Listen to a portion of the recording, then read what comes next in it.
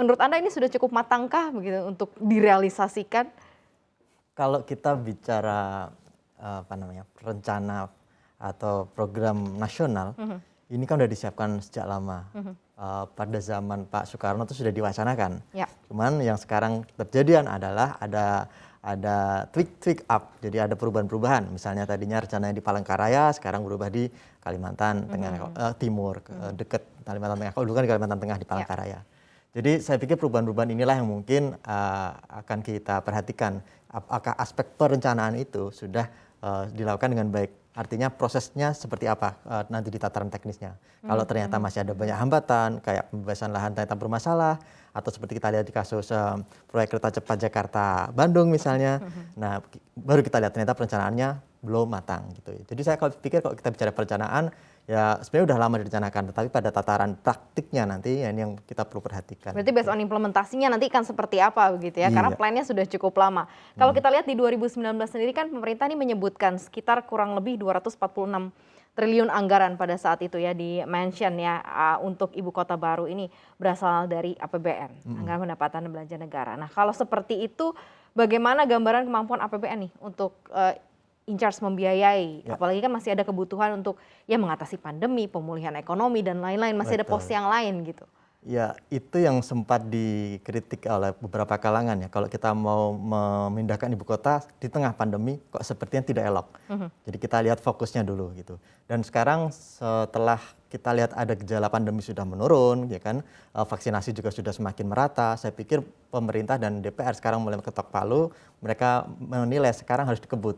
Jadi kritikan soal tidak elok tadi sudah tidak relevan lagi dan sekarang sudah mungkin layak untuk dijalankan. Dari aspek pendanaan bagaimana memang nilainya besar 466 triliun, tetapi kan itu dibagi beberapa klaster, ada klaster dari APBN pembiayaannya, ada yang dari swasta, ada yang dari public private partnership atau kalau di kita KPBU istilahnya ya. Ya. Nah, itu juga ada klaster-klasternya dan kalau lihat dari APBN-nya berapa, sekitar 90-an triliun yang dibutuhkan. Dan kalau kita mencari pendanaan 90 triliun di APBN, saya pikir bukan isu yang besar. Kalau kita bicara pajak mungkin pasti berat, tapi kalau biasanya kan ada penerbitan surat utang baru dan itu nanti kemungkinan akan diambil oleh pemerintah untuk memenuhi kebutuhan ini. Dan ini pasti akan dilakukan pada tahun ini juga.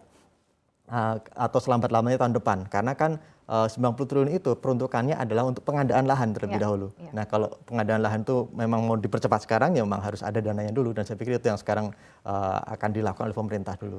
Baru kemudian kerjasama swasta mengikuti pada tahun depan dan KPBU itu. Oke. Kalau kita lihat dari visi awalnya pemindahan ibu kota baru ini kan salah satu visi misinya adalah untuk menyeimbangkan ekonomi biar nggak jauh sentris, tidak Jakarta sentris gitu ya. Apakah ini akan cukup bisa atau bisa terwujud begitu ya dengan adanya pemindahan ibu kota baru ini nih, Mas Arief? Ya, pemindahan ibu kota ini lebih pada langkah politis sebenarnya ya. Jadi apakah sebuah negara ini sekarang menilai perlu ada pemindahan ibu kota, itu pertimbangannya bukan ekonomis semata, tetapi saya pikir lebih ke politis.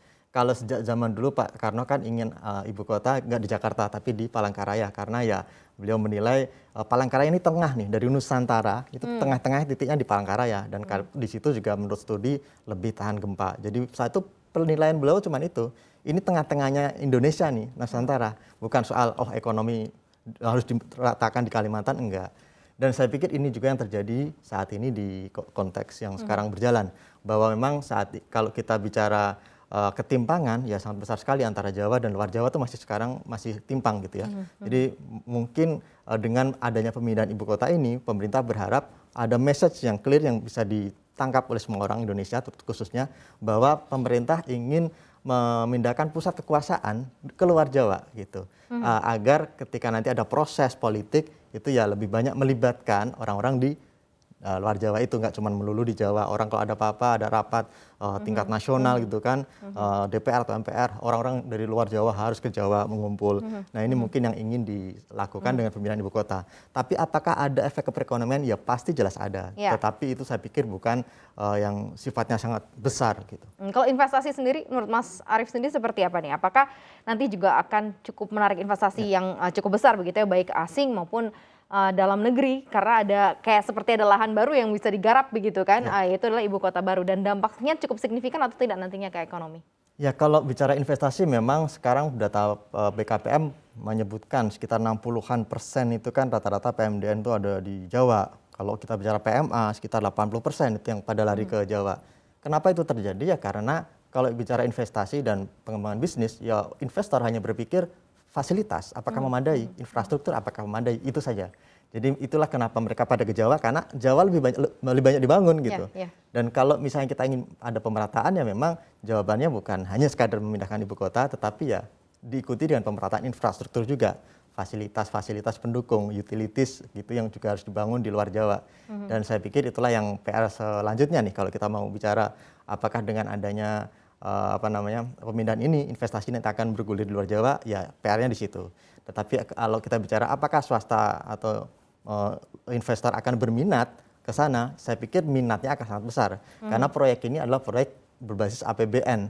Jadi kalau sampai ini mengalami kegagalan, ini adalah kegagalan politik yang sangat besar. Jadi saya pikir pemerintah akan sangat berhati-hati agar proyek ini terus berjalan. Dan itu otomatis menjadi jaminan buat para investor, calon investor, bahwa mereka ketika akan dilibatkan dalam membangun proyek di sana, entah infrastruktur jalan misalnya, atau pengadaan apartemen misalnya, mereka tahu bahwa ini proyek pasti akan dijaga gitu.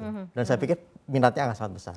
Jalan panjang ya, sekarang baru step awalnya begitu ya, masih akan ada proses yang panjang juga yang akan kita lihat bersama dan nanti hasilnya akan dirasakan juga untuk masyarakat Indonesia.